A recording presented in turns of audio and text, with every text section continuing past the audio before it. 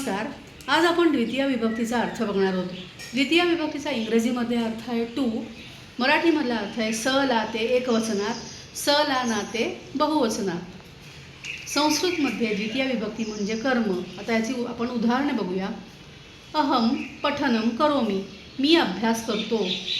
अहम म्हणजे कर्ता, कर्ता जे काही काम करतो त्याला कर्म म्हणतात. त्यामुळे अहम पठनम करोमी, मी अभ्यास करतो. माता जलम पिबती, आई पाणी पिते.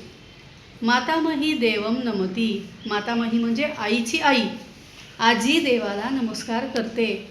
शिक्षिका प्रश्नम पृच्छती, शिक्षिका प्रश्न विचारत आहेत.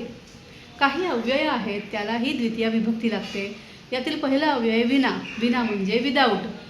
च्या शिवाय, ज्याच्या शिवाय त्या शब्दाची द्वितीय विभक्ती. जलम विना जीवनम अशक्यम, पाण्याशिवाय जीवन अशक्य आहे. अभितः परितः म्हणजे आजूबाजूला, सभोवती.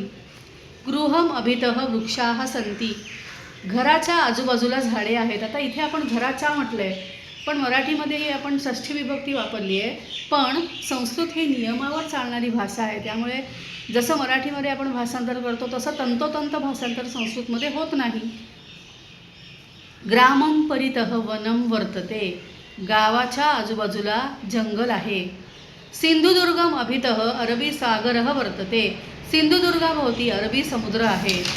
अजून एक अव्यय आहे प्रति. जनाः प्रतिदिनं रेलयानं प्रति धावन्ति, लोक दररोज रेल्वेकडे धावतात. सुरेशः ग्रामं प्रति कारयानेन गच्छति, सुरेश कारने गावाकडे गेला. उभयतः, उभयतः याचा अर्थ आहे दोन्हीच्या मध्ये.